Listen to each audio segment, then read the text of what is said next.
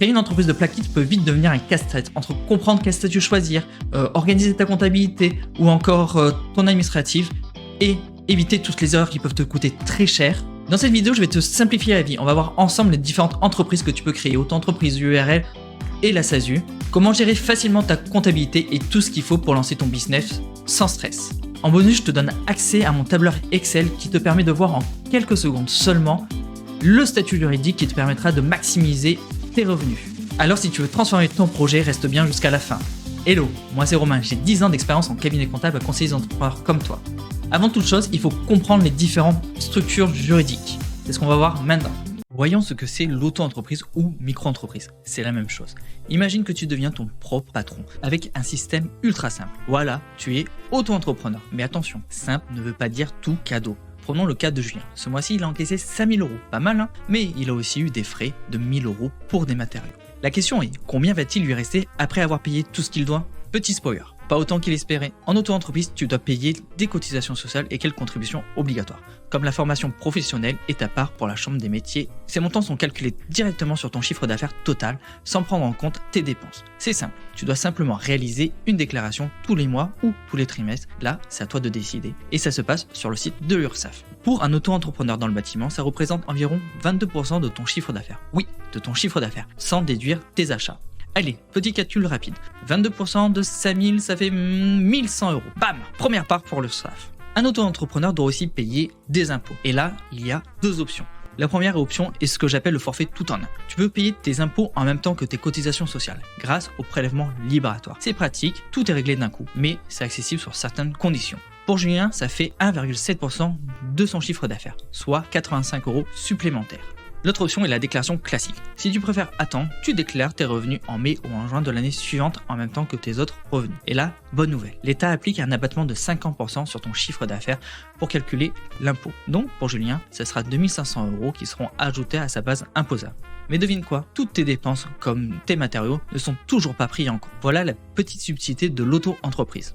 Et si tu fais une activité mixte, par exemple, tu achètes du matériel que tu revends à tes clients en plus de ton travail. Dans ce cas, ton chiffre d'affaires est partagé en deux parties. Et le taux de cotisation sociale ne sera pas le même. Pour les prestations de services, on l'a vu, c'est taxé à 22%. Et pour tout ce qui est de vente de matériel, c'est taxé à 12,8%. Reprenons l'exemple de Julien. Disons que sur les 5000 € de chiffre d'affaires, 3000 € viennent de son travail et 2000 € de la revente de matériel. Le calcul des cotisations serait de 22% de 3000 € égale 660 € et 12,8% de 2000 € égale 256 €. Le total des cotisations est de 916 €. Allez, petit résumé rapide. Un auto-entrepreneur doit payer des cotisations de 22% pour les services et 12,8% pour les ventes. Le calcul est séparé si l'activité est mixte. Impôt, soit un prélèvement immédiat de 1,7% pour les services et 1% pour les ventes, soit un abattement de 50% pour les services et 71% pour les ventes. Et le dernier point le plus important est que toutes les dépenses ne sont pas déductibles. Toutes les contributions et impôts sont calculés sur le chiffre d'affaires. Et toi, tu trouves ça compliqué? Julien, lui, trouve ça simple. Mais pour faciliter sa gestion comptable et sa facturation, il utilise un logiciel ultra complet qui lui simplifie encore plus la vie. Je te le présente un peu plus tard dans la vidéo. En attendant, si tu as des questions, laisse-les en commentaire. La SASU, on en entend beaucoup parler, mais entre salaire, dividendes et impôts, comment ça fonctionne exactement? Ici, on ne va pas parler de la SASU à l'impôt sur les revenus, mais de celle à l'impôt sur les sociétés. Pour t'expliquer, on va prendre l'exemple de Tom. Dans une SASU à l'impôt sur les sociétés, donc IS, c'est la société qui paie l'impôt sur les bénéfices. Mais avant de payer quoi que ce soit, il faut calculer le bénéfice imposable. Cette année, la société de Tom a réalisé un chiffre d'affaires de 100 000 € et a eu 70 000 € de dépenses professionnelles pour le local, le matériel et le salaire de Tom.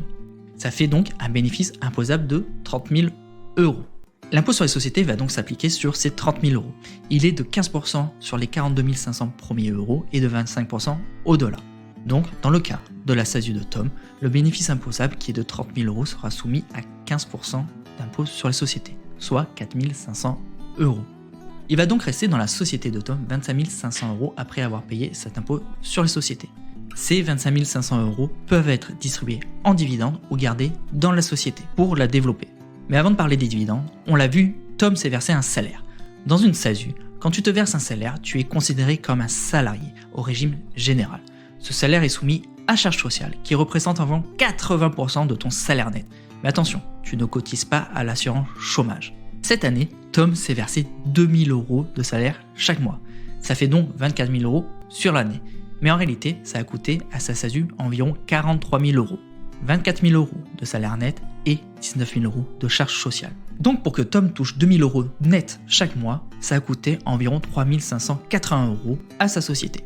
Et ça, c'est sans compter le coût administratif. Il faut produire un bulletin de salaire chaque mois et pas question de prendre de l'argent comme tu veux dans ta boîte. Non, tout doit être défini en assemblée générale et respecté. Ce fonctionnement est plus contraignant que pour les dirigeants de URL ou de SARL. Et si tu préfères maximiser les bénéfices de ta SASU, tu peux choisir de ne pas te verser de salaire ou un petit salaire et de prendre des dividendes. Et bonne nouvelle, les dividendes ne sont pas soumis aux charges sociales en SASU, mais ça ne veut pas dire que tu n'auras rien à payer dessus. Revenons à Tom. Sur les 25 500 € qui restent après l'impôt sur les sociétés, il peut décider de se verser des dividendes. Et là, il existe deux options. Option 1, la flat tax. Tu soumets les dividendes à la flat tax de 30%, 12,8% d'impôt sur le revenu et 17,2% de prélèvements sociaux. Mais attention, les 17,2% de prélèvements sociaux ne t'offrent aucune couverture sociale. Ce n'est pas des cotisations sociales, c'est juste cadeau. Donc, si Tom décide de se faire ses 20 000 € de dividendes, il devra payer une flat tax de 30%, soit 6 000 €. Il lui restera donc 14 000 € net. L'autre option est le barème progressif de l'impôt sur le revenu, ce qui est souvent plus avantageux si tu as des petits revenus. La SASU à l'IS offre une grande flexibilité, mais chaque choix a des conséquences fiscales. Alors, salaire ou dividende, c'est à toi de décider selon tes objectifs. Si tu as des questions, tu peux les poser en commentaire. Comment fonctionne une EURL SARL à l'impôt sur les sociétés? Ici, il y a un détail important à comprendre. Qui paie l'impôt et comment ça marche? Et petit spoiler, ce n'est pas toi directement, c'est ta société. Je vais t'expliquer ça simplement avec l'exemple de Tom. Voici Tom, il a monté une EURL. Cette année, sa société a gagné 100 000 € de chiffre d'affaires. Cool, non? Mais il a aussi des dépenses à déduire, 70 000 € pour payer son local, ses factures et même son salaire. Après toutes ces dépenses, il reste 30 000 €. Ça, c'est ce qu'on appelle le bénéfice imposable. Et là, Tom doit s'acquitter de l'impôt sur les sociétés, appelé IS. L'IS, c'est simple. Jusqu'à 42 500 € de bénéfice, le taux est de 15%. Au-delà, c'est 25%. Pour Tom, comme son bénéfice est de 30 000 €, il reste dans la tranche des 15%. Allez, petit calcul rapide. 30 000 fois 15% égale 4 500 €. Après avoir payé l'IS, il reste à la société de Tom 25 500 €. Et là, Tom a deux options.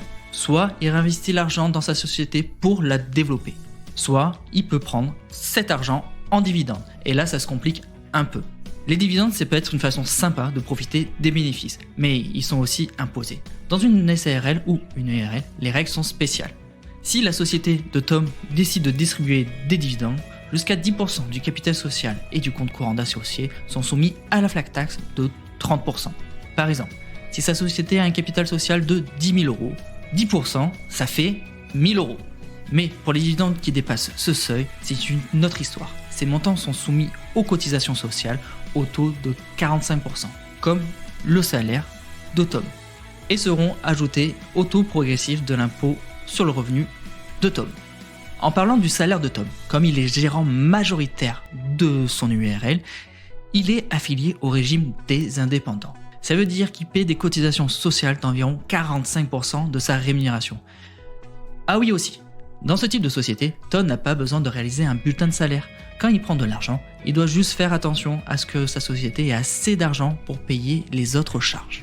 Et dernière petite chose, Tom va devoir payer l'impôt sur le revenu sur sa rémunération et les dividendes qu'il a pris. Allez, petit résumé rapide de l'URL à l'IS. L'URL va payer un impôt sur les sociétés de 15% jusqu'à 42 500 €, puis 25%. Elle va pouvoir ensuite distribuer des dividendes. Jusqu'à 10% du capital social, elles seront soumises à la flat tax. Au-delà, ça sera soumis aux cotisations sociales. Le dirigeant peut se verser un salaire qui sera soumis à cotisations sociales d'environ 45%. En plus de ça, il devra payer un impôt sur le revenu, sur son salaire et les dividendes qu'il a pris. On vient de faire un tour rapide des différents statuts que tu peux utiliser pour créer ton entreprise. N'hésite pas à te faire accompagner par un expert comptable pour trouver le statut qui est le plus avantageux pour toi. En attendant, tu peux télécharger mon classeur Excel qui te permet de voir en quelques minutes le statut juridique le plus avantageux pour toi selon ton chiffre d'affaires et tes charges. Pour ça, il te suffit de remplir les différentes charges avec la périodicité, ton chiffre d'affaires et tu auras un calcul automatique qui te montrera le statut le plus avantageux pour toi. Je te mets le lien en description de la vidéo qui te permettra de télécharger ce simulateur. On vient de voir les différentes entreprises que tu peux créer pour devenir plaquiste. Avant que je te dise concrètement comment réaliser simplement toutes les démarches pour créer ton entreprise, il faut que tu saches que tu dois avoir une qualification professionnelle obligatoire. Au minima, un CAP plâtrerie plaquiste. Ou sinon, si tu n'as pas de diplôme, il faut que tu puisses justifier de 3 ans d'expérience. Ensuite, je sais que le stage préparatoire à l'installation, le fameux SPI, n'est plus obligatoire depuis 2019, mais moi, perso, je te conseille de le faire. Ou, si tu veux pas le faire par la Chambre des métiers, au moins te renseigner sur toute la gestion administrative et comptable. Ça t'aidera vraiment pour réussir à dépasser ce fameux seuil des 3 ans. Ok, maintenant que tu sais les formations obligatoires, on peut passer à la suite. Pour créer une auto-entreprise ou une société, il existe plusieurs options. Tu peux le faire totalement gratuitement via le site de l'INPI. Si ça te dit, je vais faire une vidéo où je te montre comment le faire étape par étape. Tu peux aussi le faire par un cabinet d'avocats. Mais attention, là, le coût sera minimum de 1500, 2000 euros, voire 3000 euros. Troisième option, tu peux passer par ton cabinet d'expertise comptable. En général, il facture la création d'entreprise dans les alentours de 1000 euros. Une autre option existe aujourd'hui, ce sont les plateformes juridiques en ligne qui te permettent de déléguer toute la partie administrative pour quelques dizaines d'euros. Il y a LegalPlace, LegalStart, Contract Factory, Capitaine Contrat.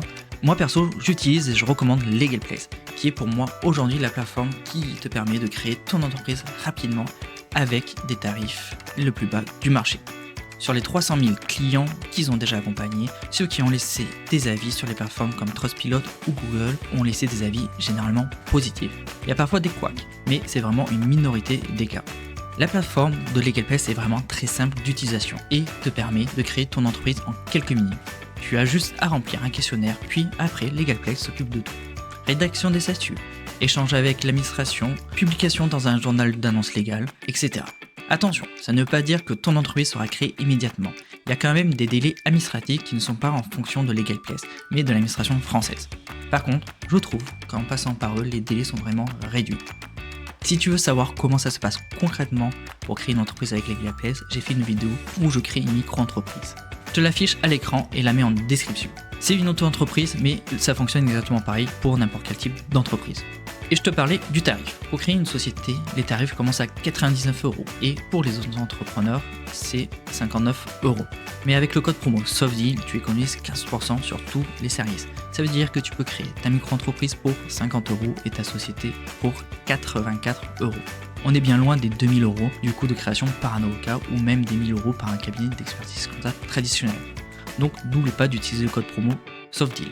Tu peux aussi créer ton entreprise à l'aide d'un expert comptable en ligne. Certains experts comptables, comme 12, facturent la création de l'entreprise, mais les prix sont vraiment très bas comparé à un expert comptable classique. Par exemple, 12 facture 150 €.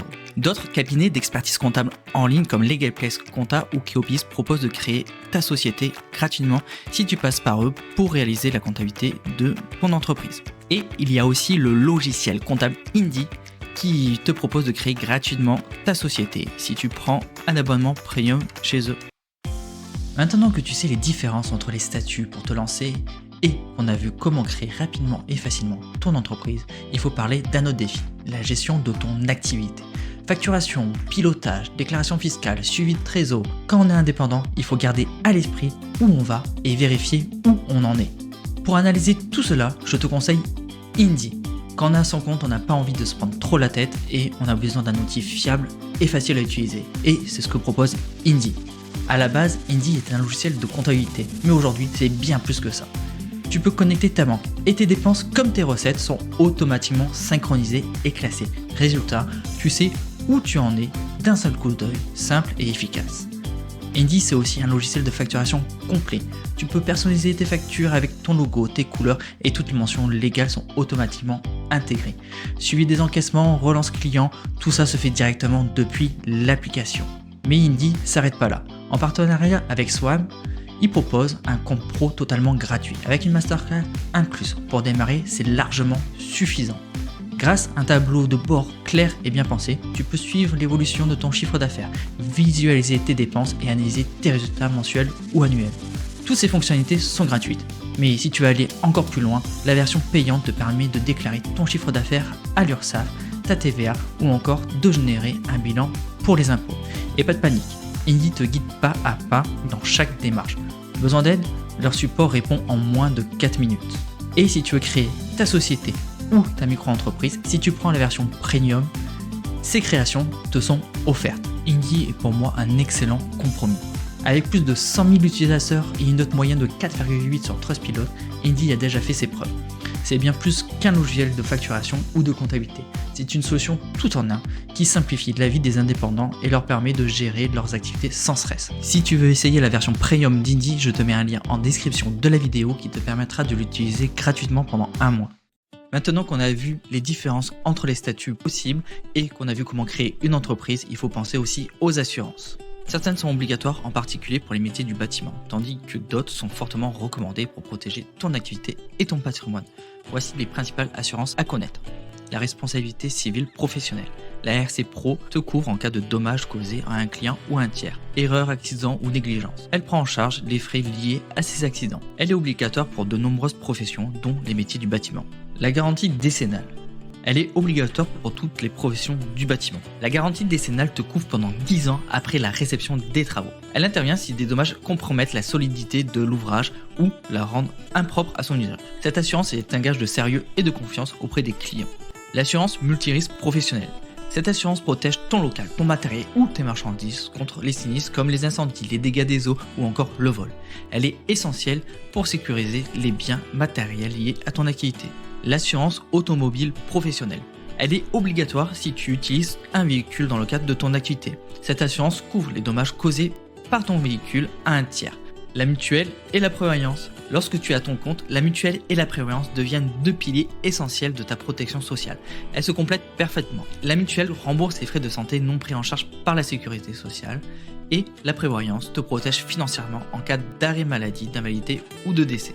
Et il existe d'autres assurances à considérer pour une protection complète. Je pense à l'assurance perte d'exploitation par exemple ou à l'assurance responsabilité des dirigeants.